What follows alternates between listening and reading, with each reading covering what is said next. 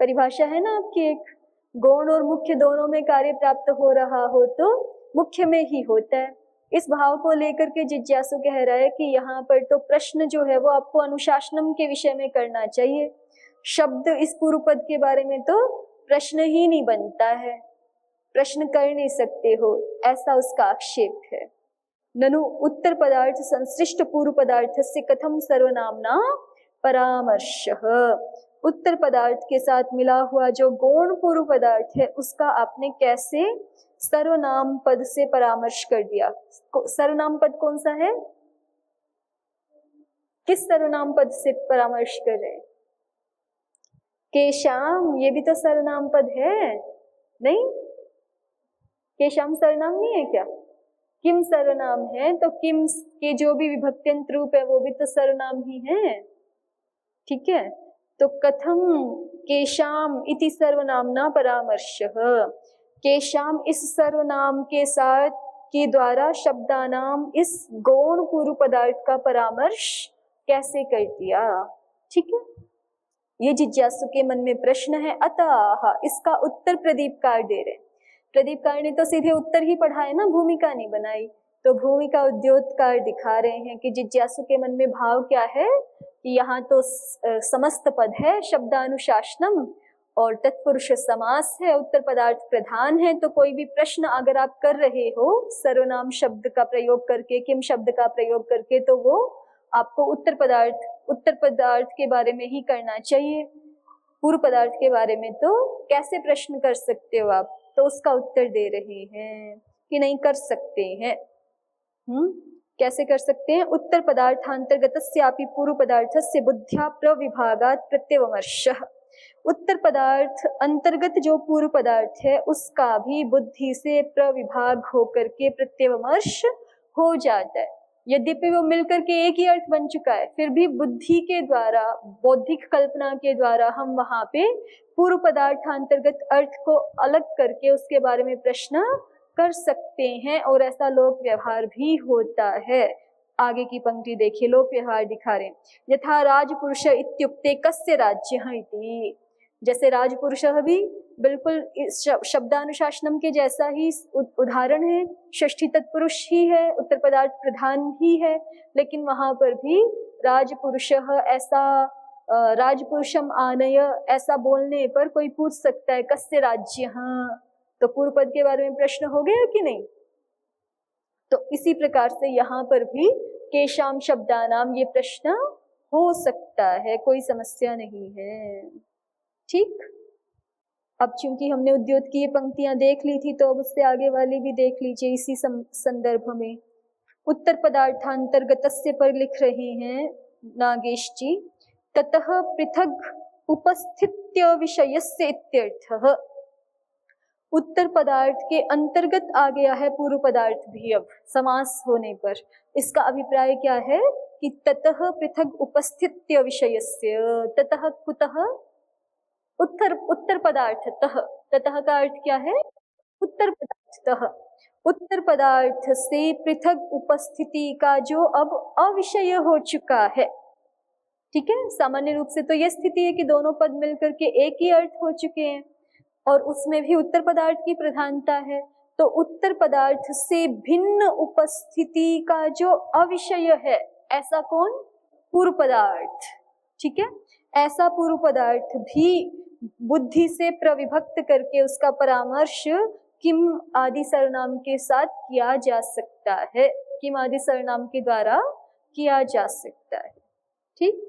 बुद्ध्या, बुद्ध्या माने मानस्या बुद्ध्या, यद्वा वाक्यजन्य बुद्ध्या, मानसी बुद्धि, बौद्धिक रूप से हम उसका बौद्धिक कल्पना से विभाग कर सकते हैं, ये एक अर्थ है। या फिर शब्दानुशासनम, अभी तो समस्त पद है, लेकिन उससे पहले हमारी बुद्धि में उसका विग्रह वाक्य भी तो है, शब्दानुशासनम, शब्दानाम अनुशासनम, उस वाक्यजन्य बुद्धि से हम पूर्व पदार्थ का विभाग करके देख सकते हैं, ठीक।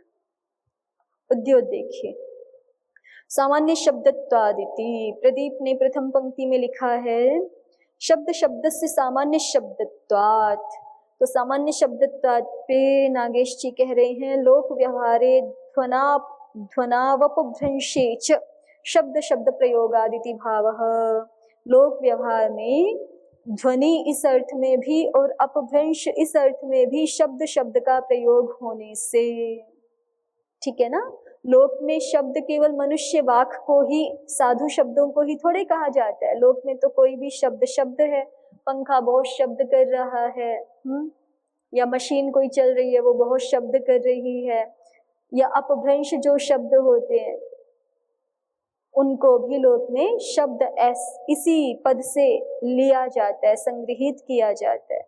तो लोक व्यवहारे ध्वनौ अपभ्रंशे च शब्द शब्द प्रयोगादिति भावः। लोक व्यवहार में चूंकि ध्वनि इस अर्थ में भी और अपभ्रंश शब्दों को कहने के लिए भी शब्द इस पद का प्रयोग होने से प्रदीपकार कह रहे हैं कि शब्द ये पद सामान्य शब्द है ना। शब्द इस शब्द के सामान्य शब्द होने से।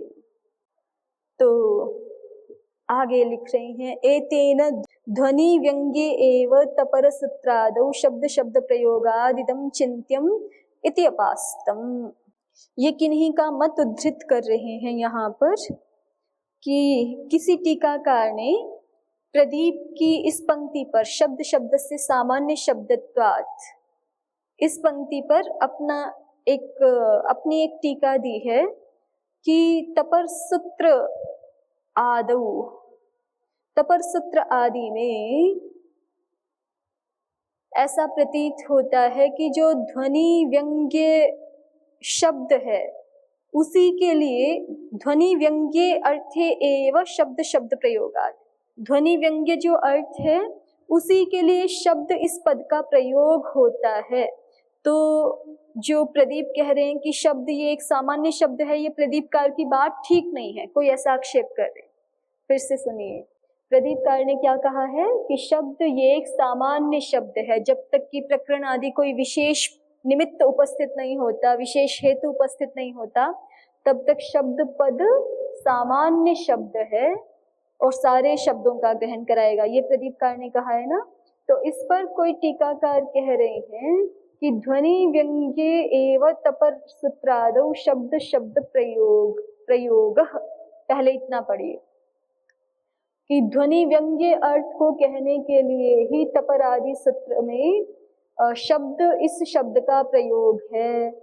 इसलिए फिर पंचमी, प्रयोगाद इदम चिंत्यम, ऐसा होने से प्रदीप ने जो मत दिया है कि शब्द ये एक सामान्य शब्द है, ये ठीक नहीं है। ऐसा किसी ने आक्षेप किया। अब उसकी बात का उत्तर उद्योत दे रहे हैं कि नहीं, इति अपास्तम, ये जो किसी ने आक्षेप लगाया है प्रदीपकार पर, इति अपास्तम इति निरस्तम, है ना, ये जो दोष दिखाया है ये निरस्त किया जा रहा है। किस बात को कह करके कि लोक व्यवहारे ध्वनौ अपभ्रंशे च शब्द शब्द प्रयोगात्। प्रदीपकार की बात ठीक है कि शब्द एक सामान्य शब्द है, क्योंकि लोक व्यवहार में ध्वनि अर्थ में भी और अपभ्रंश अर्थ में भी शब्द इस शब्द का प्रयोग होता है। इसलिए जो ऐसा कह रहे हैं कि प्रदीपकार की बात ठीक नहीं है, शब्द एक सामान्य शब्द है, ये बात ठीक नहीं है, क्योंकि तपरादि सूत्र में केवल ध्वनि व्यंग्य अर्थ के लिए ही शब्द शब्द का प्रयोग हुआ है, ये कहना उचित नहीं है, युक्त नहीं है। स्पष्ट हुआ? थोड़ा जो है वो और किसी के मत पर चले गए। तपर सूत्र कौन सा है बताओ? तपरस्तत्काल से। हाँ, उस सूत्र के किसी प्रसंग से कोई टीकाकार ऐसा अभिप्राय निकाल रहे हैं कि ध्वनि व्यंग्य शब्द ही शब्द होता है। हाँ, केवल शब्द से, शब्द इस पद से केवल ध्वनि व्यंग्य अर्थ को ही लिया जाना चाहिए, अन्य जो है वो अपभ्रंश आदियों को नहीं लिया जाना चाहिए। कोई ऐसा अर्थ निकाल रहा है तो उसको मना कर रहे हैं कि नहीं, लोक व्यवहार में तो शब्द, ये शब्द प्रसिद्ध है, ध्वनि अर्थ में भी प्रसिद्ध है, अपभ्रंश अर्थ में भी प्रसिद्ध है, ध्वनि मात्र को कहने के लिए प्रसिद्ध है ना, तो आपकी ये बात ठीक नहीं है।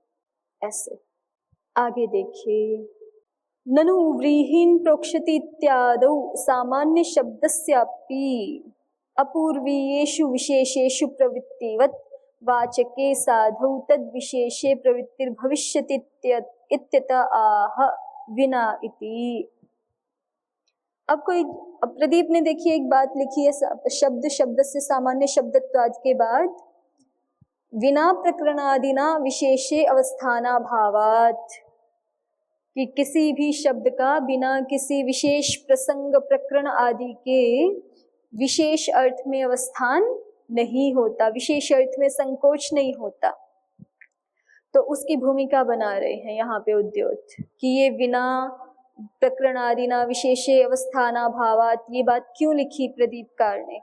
तो कोई जिज्ञासु ऐसा कह सकता है क्या कि ननु व्रीहीन प्रोक्षति इत्यादौ सामान्य शब्दस्यपि अपूर्वीयेषु विशेषेषु प्रवृत्तिवत्। अब व्रीहीन प्रोक्षति इत्यादि प्रयोगों में सामान्य शब्दस्यपि, यद्यपि ये सामान्य शब्द है, व्रीहीन भी और प्रोक्षति भी है ना, सामान्य शब्द है, लेकिन फिर भी अपूर्वीयेषु विशेषेषु प्रवृत्तिवत्, अपूर्व वाले विशेषों में ही उसकी प्रवृत्ति होती है। सब जगह नहीं बोलते हम व्रीहीन प्रोक्षति। ये जो है वो याग के लिए जब चरु आदि तैयार कर रहे होते हैं उसके लिए जो व्रीहि विशेष निकाले जाते हैं और वो संस्कारित किए जा रहे होते हैं, वहां पे कुछ जल के छींटे दे करके बोलते हैं व्रीहीन प्रोक्षति। और जो प्रतिदिन रसोई में बनाए जा रहे हैं, अच्छे से धोए जा रहे हैं, वहां नहीं ऐसे बोलते व्रीहीन प्रोक्षति। तो कह रहे हैं कि व्रीहीन प्रोक्षति भी तो सामान्य शब्द है, फिर भी उसका जिससे अपूर्व विशेष की प्राप्ति होती है, ऐसे संदर्भ में उसकी प्रवृत्ति होती है। वाक्य की प्रसिद्ध वाक्य है व्रीहीन प्रोक्षति। तो इसी तरह से जैसे व्रीहीन प्रोक्षति के सामान्य शब्द होने पर भी विशेष में प्रवृत्ति उसकी होती है, वैसे ही वाचके साधौ विशेषेषु प्रवृत्तिवत् वाचके साधौ तद विशेषे प्रवृत्तिर भविष्यति। उसी तरह से उद्योतकार कह रहे हैं कि जैसे व्रीहीन प्रोक्षति ये सामान्य शब्द है, फिर भी इसका प्रयोग अपूर्वीयेषु विशेषेषु प्रवृत्तिवत्, फिर भी अपूर्व को प्रदान करने वाले जो विशेष व्रीहि है ना यज्ञ के, उसी संदर्भ में इस वाक्य की प्रवृत्ति होती है। तो उसी के समान वाचके साधौ तद विशेषे प्रवृत्तिर भविष्यति। अब शब्द तो सामान्य शब्द है, लेकिन फिर भी उसका प्रयोग किस विशेष में हो जाएगा? वाचके साधु, जो वाचक हो किसी अर्थ का और साधु शब्द हो, उसी शब्द को कहने के लिए शब्द इस पद का प्रयोग हो जाएगा। यद्यपि आचार्य ने अथ शब्दानुशासनम में शब्द में कोई विशेषण नहीं लगाया, लेकिन बिना विशेषण के भी अपने आप ही जैसे व्रीहीन प्रोक्षति विशेष संदर्भ में प्रयुक्त होता है और व्रीहि से वहां विशेष प्रकार के व्रीहि लिए जाते, प्रोक्षण क्रिया भी विशेष प्रकार की है ना। उसी तरह से कह रहे हैं कि अथ शब्दानुशासनम में शब्द इसके लिए कोई विशेषण नहीं डाला है, फिर भी इस शब्द पद से कौन से शब्दों को लिया जाएगा? वाचक साधु शब्दों को ही लिया जाएगा। ठीक है, वाचके साधु तद विशेषे, वाचक साधु जो कि शब्द के ही एक विशेष शब्द है। ठीक है, शब्द में तो सारे आ रहे हैं, लेकिन फिर भी अपने आप से ही विशेष ले लिए जाएंगे। अपने आप से विशेष कैसे ले लिए जाएंगे? जैसे व्रीहीन प्रोक्षति में ले लिए जाते हैं। ऐसा कोई कह सकता है ना। ननु व्रीहीन प्रोक्षति इत्यादौ सामान्य शब्दस्य अपि अपूर्वीयेषु विशेषेषु प्रवृत्तिवत् वाचके साधु तद विशेषे प्रवृत्तिर भविष्यति इत्यतः। कोई जिज्ञासु ऐसा कह रहा है कि अपने आप ही जो है केशाम शब्दानाम पूछने की आवश्यकता नहीं है, शब्द से अपने आप ही कौन लिए जाएंगे? वाचक साधु शब्द ले लिए जाएंगे। इत्यतः, तो उस जिज्ञासु की बात का भी समाधान हो जाए, उसको भी उत्तर प्राप्त हो जाए, उसके लिए प्रदीप ने लिखा है कि नहीं, बिना प्रकरणादिना विशेष अवस्थाना भावात, प्रकरणादि के बिना, प्रकरणादि हेतुओं के बिना विशेष अर्थ में शब्द इस पद का अवस्थान नहीं हो पाएगा। ठीक है, फिर से जिज्ञासु प्रश्न करेगा कि भाई मैंने तो उदाहरण दिया था ना, व्रीहीन प्रोक्षति में तो हो जाता है विशेष का ग्रहण, फिर यहाँ पे अथ शब्दानुशासनम में शब्द पद से विशेष शब्दों को क्यों नहीं पकड़ लोगे आप? विशेष साधु वाचक शब्दों को क्यों नहीं पकड़ लोगे? तो उसको उत्तर दे रहे हैं कि जो व्रीहिन प्रोक्षति में आप बता रहे हो ना कि विशेष में प्रवृत्ति हो जाती है, वो भी ऐसे ही नहीं होती। आप रसोई में कहोगे व्रीहिन प्रोक्षति तो फिर उसका अभिप्राय अलग होगा। आप याग के समय कह रहे हो तो फिर प्रकरण याग का है, इसलिए व्रीहिन प्रोक्षति से विशेष व्रीहों को स्वीकार किया जाता है, विशेष प्रकार की प्रोक्षण क्रिया वहां पे गृहीत होती है। वही लिखा है आगे देखिए, व्रीहि शब्द से तु प्रकरणाद विशेषे प्रवृत्ति भावः। व्रीहि शब्द की तो प्रकरण के कारण से विशेष व्रीहि अर्थ में प्रवृत्ति हो रही है। यज्ञ के लिए जो स्वीकृत व्रीहि है उनमें प्रवृत्ति हो रही है, ठीक है। अर्थात वहां पर भी याग रूप प्रकरण विशेष का द्योतक है। उसी तरह से अथ शब्दानुशासनम में जब तक विशेष अर्थ का बोध कराने वाला कोई प्रकरण आदि हेतु नहीं होगा, तब तक हम शब्द इस पद के अर्थ का संकोच वाचक साधु शब्दों में ही नहीं कर सकेंगे। शब्द ये पद सामान्य ही रहेगा और उससे सब प्रकार के शब्द गृहीत होने लगेंगे, ठीक है। आगे देखिए, तंत्री शब्द काक वाशितादि नाम। तो वाशितादि नाम में आदि जोड़ा है, यहाँ पर उद्योतकार कह रहे हैं वाशितादि नाम इति आदिना अपभ्रंश संग्रह। आदि शब्द से किसको ले लिया जाएगा? अपभ्रंशों को ले लिया जाएगा, ठीक है। तंत्री हो गया कि यंत्रों के शब्द, काक वाशित हो गया कि अन्य प्राणियों की अव्यक्त ध्वनियां, और आदि से अपभ्रंश शब्दों की है तो मनुष्यों के ही शब्द लेकिन अपभ्रंश शब्द हैं, उनको ले लिया जाएगा। आगे की पंक्तियां हम पढ़ ही चुके हैं, एक बार फिर देख लीजिए। ननु उत्तर पदार्थ संश्लिष्ट पूर्व पदार्थ से कथम सर्वनाम्ना परामर्शः। अत आह उत्तर पदार्थांतर्गतस्य पूर्व पदार्थस्य बुद्ध्या प्रविभागात् प्रत्यवमर्शः। और उत्तर पदार्थांतर्गतस्य का क्या अर्थ है? ततः पृथक उपस्थित्य विषयस्य इत्यर्थः। बुद्ध्या मानस्या यद्वा वाक्यजन्य बुद्ध्या, ठीक हो गया। केशाम शब्दानाम का व्याख्यान हो गया। फिर से मूल भाष्य की पंक्तियां दोहराइए। अथ शब्दानुशासनम अथ इत्ययं शब्दः अधिकारार्थः प्रयुज्यते। शब्दानुशासनम नाम शास्त्रम अधिकृतं वेदितव्यम केशाम शब्दानाम। तो इसका उत्तर दे रहे हैं लौकिकानाम वैदिकानाम च। भाष्यकार उत्तर दे रहे हैं जिज्ञासु के प्रश्न का। वैसे तो भाष्यकार स्वयं ही जिज्ञासु है, स्वयं ही समाधाता है, या ऐसा समझ लें कि भाष्यकार के सामने कोई जिज्ञासु बैठे हैं और वो प्रश्न कर रहे हैं केशाम शब्दानाम, और भाष्यकार समाधान कर रहे हैं लौकिकानाम वैदिकानाम च। किन शब्दों का अनुशासन किया जा रहा है यहाँ? तो कहा लौकिकानाम वैदिकानाम च। अब यहाँ पे जब ये उत्तर आता है लौकिका नाम वैदिका नाम, तो प्रदीप ने जो व्याख्यान किया है वो संगत नहीं होता ना केशाम शब्दानाम का। केशाम शब्दानाम ये प्रश्न इसलिए थोड़े किया गया है कि यहाँ पर जो है वो तंत्री शब्द का वाशित अपभ्रंशों का भी ग्रहण हो रहा है, नहीं ना। यहाँ पे उद्योत का व्याख्यान संगत बैठेगा जो उन्होंने पहले ही कर दिया था। व्याकरणस्य चेदम अन्वर्थम नाम शब्दानुशासनम, इसका व्याख्यान किया था कि अनुशिष्यन्ते असाधु शब्देभ्यो विविच्य जाप्यन्ते अनेन। वहीं से हट गए थे तंत्री शब्द, अपभ्रंश शब्द, काक वाशित आदि, तो वहीं से हट गए। उद्योत ने वहीं पे भूमिका बना दी थी ना कि केशामिति प्रश्नस्तु लौकिक मात्र विषयम शाक्तायन आदि शास्त्रम अधिकृतम उत वैदिक मात्र विषयम प्रातिशाख्यम इति परे, ऐसा व्याख्यान किया था।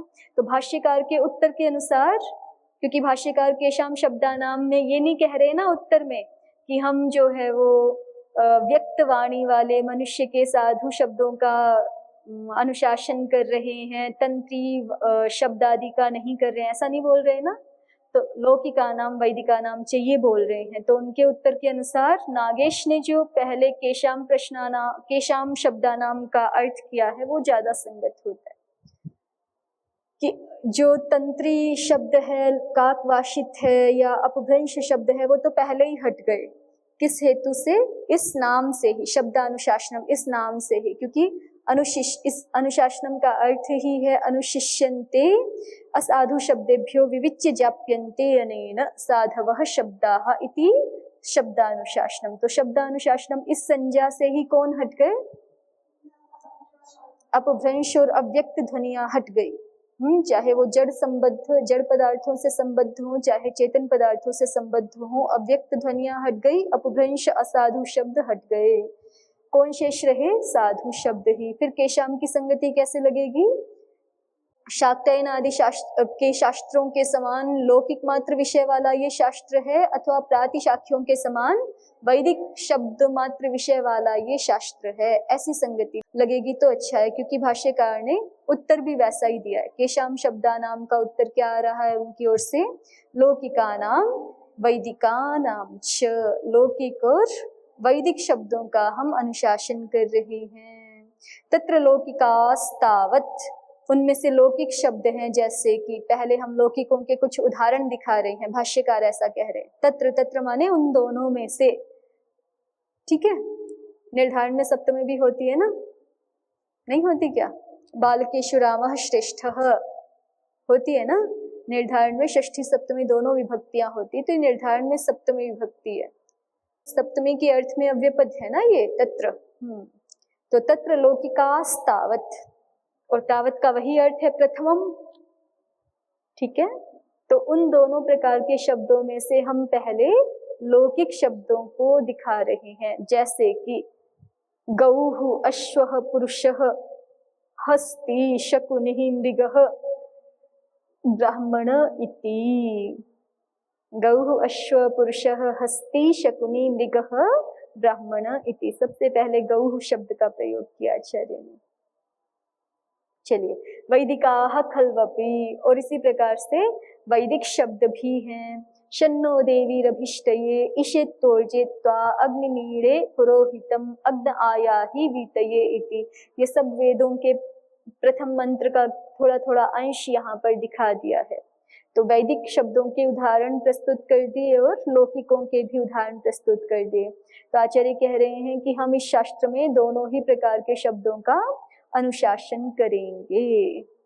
अस्तु। प्रदीपः सिद्धांतवादी तु व्याकरणस्य वेदांगत्वात् सामर्थ्याद् विशेषावगतिरिति मत्वा लौकिकानामिति। सिद्धांतवादी जो व्यक्ति है वो व्याकरण को वेदांग मान करके, व्याकरण वेदांग है ही, वेद के 6 अंग हैं, उनमें से षट्सु अंगेषु प्रधानम व्याकरणम। तो सिद्धांतवादी जो व्यक्ति है वो व्याकरण को व्याकरण के वेदांग होने से सामर्थ्याद विशेषावगति ही, सामर्थ्य से विशेष का ज्ञान हो जाता है। इति मत्वाह, ऐसा मान करके कह रहा है। लौकिकानाम वैदिकानाम च। लोके विदिता इति लोक सर्वलोकाभ्याम इति ठें। लोके विदिता, ये लौकिक इस शब्द की सिद्धि दिखा रहे हैं। लोके विदिताः लौकिकाः शब्दाः, लोक सर्वलोकाभ्याम इस सूत्र से ठें प्रत्यय हो जाएगा। तत्र विदिता इति च, ये अर्थ चल रहा है ना ऊपर से, तो लोके विदिताः लौकिकाः। लोक गी ठें बन जाएगा ना लौकिका, लोक गी ठें जस लौकिकाः। आदि वृद्धि हो गई, कौन से सूत्र से होती है? कौन से सूत्र से हो गई? तदितेश्व चामाते है। ठीक, आगे देखिए। अथवा भवार्थे अध्यात्मादित्वात् ठें, या फिर आपकी एक वार्तिक है जो अध्यात्म आदि गण के शब्दों से ठें प्रत्यय कर देती है, तो हम वो वार्तिक भवार्थ में ठें प्रत्यय करती है, तो लोके भवाः लौकिकाः ऐसा भी हम कर सकते हैं। लोके विदिताः शब्दाः लौकिकाः या फिर लोके भवाः शब्दाः लौकिकाः। आपकी जो व्याकरण से संबद्ध अलौकिक विग्रह वाक्य है वो तो यही होगा, पूर्ववत ही लोक गी, क्योंकि तत्र भवा में भी सप्तमी समर्थी चाहिए ना, तत्र भवः अर्थ भी तो है ना आपका। तो लोके भवाह लौकिकाः करेंगे तो भी लोकगी ठय जस, ऐसी ही प्रक्रिया रहेगी। फिर आगे देखिए, वेदे भवाः वैदिकाः। अब वेद में तो वेदे भवाः ऐसा ही लेना पड़ेगा, वेदे विदिताः नहीं कर पाएंगे क्योंकि वहां पे सूत्र में वेद शब्द गृहीत नहीं है ना। जैसे सर्वलोकाभ्याम में लोक शब्द तो गृहीत हो गया, वेद तो नहीं गृहीत है, तो वेद से ठय प्रत्यय हम अध्यात्मादित्वा ठय वार्तिक, इस वार्तिक से ही करेंगे। तो वेदे भवाः वैदिकाः, वेदगी ठय जस, वैदिकानामपि लौकिकत्वे प्राधान्यख्यापनाय पृथक उपादानम।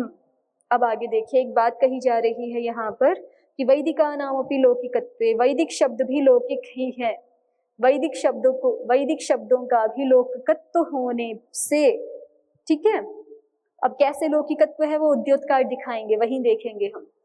बस यहाँ पर ये समझ लीजिए कि ये व्यक्ति जो मतलब प्रदीपकार बात कह रहे हैं कि वैदिक शब्द भी लौकिक शब्द ही हैं, वैदिक शब्दों का भी लौकिकत्व है, ठीक है। लौकिकत्व है जब, तो फिर लौकिक ऐसा ही कह देते क्योंकि उसी में वैदिक शब्द भी संग्रहित हो गए। जब आप ये मान रहे हैं कि वैदिक शब्दों का भी लौकिकत्व है तो लौकिक शब्दों में ही वैदिक शब्द भी आ गए, इसका मतलब तो ये हुआ ना। तो फिर भी वैदिक शब्दों का अलग से ग्रहण क्यों कर रही हैं आप? जब लौकिक शब्दों में वैदिक शब्द आ ही गए, वैदिकों का भी लौकिकत्व है, तो फिर वैदिका ऐसे अलग से क्यों कह रही हैं? तो उसका उत्तर दे रहे हैं यहाँ पर प्रदीपकार, वैदिका नाम अपि लौकिकत्वे, वैदिक शब्दों का लौकिकत्व होने पर भी प्राधान्य ख्यापनाय पृथक उपादानम, उन वैदिक शब्दों का प्राधान्य दिखाने के लिए, प्राधान्य जनाने के लिए पृथक ग्रहण किया गया है। उदाहरण देते हैं, यथा ब्राह्मणा आयाता वशिष्ठोपि आयात इति वशिष्ठस्य। जैसे किसी कार्यक्रम में ब्राह्मण आमंत्रित हैं और वशिष्ठ महाराज जी भी वहां आमंत्रित हैं और सब लोग जो है मंडली बना के अब आ रहे हैं, पहुंच रहे हैं कार्यक्रम स्थल पर। तो कोई व्यक्ति वहां पहले पहुंच के सूचना देता है कि भाई आ गए हैं, आ रहे हैं, है ना। ब्राह्मणाः आयाता, ब्राह्मण आ गए हैं, वशिष्ठोपि आयातः, फिर भी बोलते हैं साथ में कि वशिष्ठ भी आ गए हैं, वशिष्ठ जी भी आ गए हैं। तो अब वशिष्ठ जी भी तो ब्राह्मण ही हैं, है ना। तो ब्राह्मणाः आयाताः इतना कहने से वशिष्ठ जी का आगमन भी सिद्ध है, लेकिन फिर भी अलग से बोला जा रहा है वशिष्ठोपि आयातः, क्या दिखाने के लिए? उनका प्राधान्य ख्यापन करने के लिए, उनकी प्रधानता दिखाने के लिए। इसी तरह से यद्यपि लौकिक शब्दों में वैदिक शब्द भी आ गए, फिर भी वैदिक शब्दों का प्राधान्य दिखाने के लिए उनको अलग से ग्रहण किया गया, लौकिकानाम वैदिकानाम च। देखिए, अब कोई कहे कि वैदिक शब्दों का प्राधान्य क्यों है, तो कहा तेषां तु प्राधान्यम यत्नेन अपभ्रंश परिहारात्, उनका प्राधान्य इसलिए है क्योंकि हमारे भारतवर्ष में जो है बड़े यत्न से वैदिक शब्दों में अपभ्रंश का परिहार किया गया है ना। उनको कितने कितने प्रकार से वेदों को याद करते हैं, 10-10 प्रकार से। आपने सुना है ना, पद पाठ, क्रम पाठ, जटा पाठ, घन पाठ आदि कितने प्रकार के पाठ करते हैं, आगे पीछे कंठीकृत करते हैं, पूरा याद ही कर लेते हैं कि कोई भी उनमें किसी भी प्रकार से कोई मिलावट ना कर सके। तो बड़े यत्न से उनमें अपभ्रंश का परिहार किया गया। कितना कठिन काम है, आप लोग शास्त्र याद करते हो, आपको पता चलता है ना। एक ही शास्त्र को, एक ही मंत्र को 10-10 प्रकार से आगे पीछे करना, और फिर स्वर सहित, और फिर स्वर भी अलग अलग हो जाते हैं उसमें, क्योंकि जिस पद का जिसके साथ संयोग करके बोलते हैं वो एक दूसरे के स्वर को प्रभावित करते हैं, तो स्वर सहित फिर उसको याद रखते हैं। और अभी भी ये कार्य दक्षिण में बहुत सारे परिवारों में, बहुत सारी परंपराओं में चलता है। तो तेषां तु प्राधान्यम यत्नेन अपभ्रंश परिहारात्, वैदिक शब्दों का प्राधान्य इसलिए है क्योंकि बड़े यत्न पूर्वक उनमें अपभ्रंश का परिहार किया गया है।